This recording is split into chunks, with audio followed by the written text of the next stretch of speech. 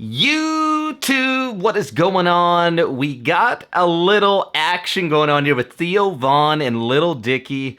I was watching, Theo Vonn was a guest on the BFF podcast with Dave Portnoy and those other two.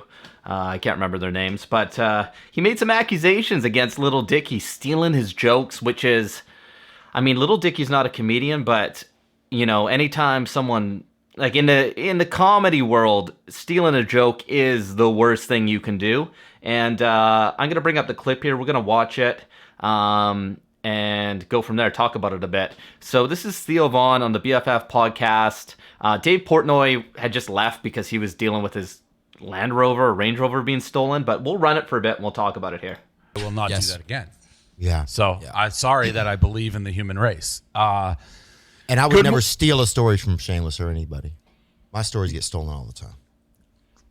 Put that on the record. Theo Vonn not stealing Shameless car So he kind of he's not mentioning it. He's like, my stuff gets stolen all the time. So let's go on. theft stories. Shameless probably stole it People from him. steal all my shit. Lil Dicky, Yeah, everybody steals maybe my Shameless. shit. Have you Lil told Dicky that steals story? your shit?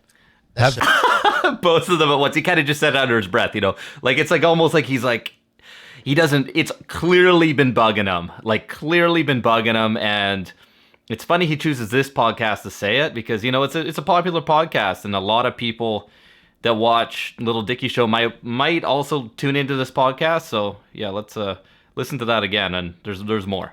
Yeah, it's a bad decision. Well, in hindsight, it was quite bad, but stories. Shameless probably stole it People from him. steal all my shit. Lil Dicky, Yeah, everybody steals maybe my Shameless. shit. Have you Lil told Dicky that steals story? your shit? That Have show you- steals so many of my jokes, man. It's crazy. Like the show Dave? Actually? Yeah. Damn. Shots What's fired. one joke that you've seen that you're like, that's mine? Too many. All right, fair enough. Wait, that's the Lil Dicky show? Yep, Yeah. Dave. He's stealing your jokes. I don't know I don't know what's going on, but they got. And you can tell Theo's like actually uncomfortable here. Like it's really getting to him. And I understand that, you know, he's got such unique stories. And I mean, it's one thing, there's a fine line to this, right? Because obviously you can draw inspiration as an artist. You can draw Lil Dicky's an artist, Theo Vonn's an artist. You can draw inspiration from different things, but I wonder how bad it is if it's blatantly like the exact story from Theo's life. I mean, I think that's shitty on.